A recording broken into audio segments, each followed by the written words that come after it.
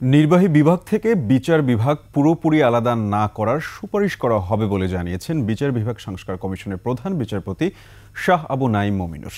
দুই বিভাগকে মিলেমিশে সমন্বয় করে দেশ চালাতে হবে বলে মন্তব্য করেন তিনি। তবে নির্বাহী বিভাগ বিচার বিভাগের বিষয়ে যেন হস্তক্ষেপ না করে সে বিষয়ে সুপারিশ করা হবে। আইন কমিশনের বৈঠক শেষে এসব কথা জানান তিনি। বিস্তারিত শাকিরা আরজুর রিপোর্টে। বিচার বিভাগকে স্বাধীন, নিরপেক্ষ ও কার্যকর করতে প্রয়োজনীয় সংস্কারের লক্ষ্যে গঠন করা হয় বিচার বিভাগীয় সংস্কার কমিশন। মঙ্গলবার কমিশনের দ্বিতীয় বৈঠক হয়।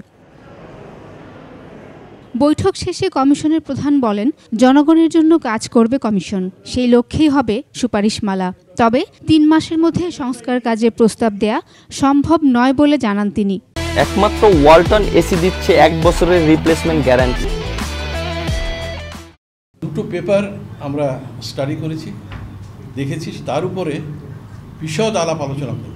আশা করছি ইতিমধ্যে সরকার থেকে আমরা গাইডলাইন কিছুটা পেয়ে যাব।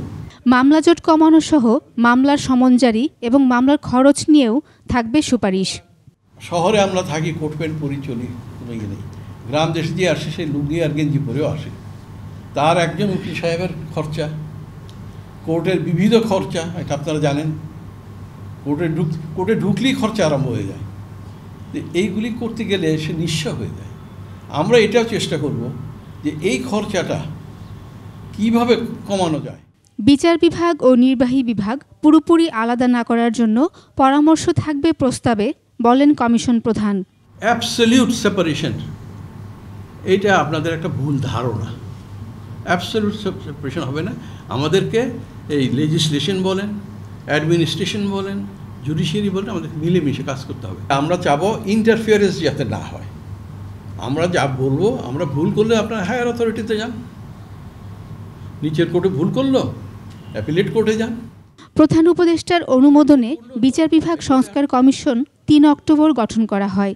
৯০ দিনের মধ্যে সংস্কার প্রস্তাব দেওয়ার কথা বলা হয় প্রজ্ঞাপনে।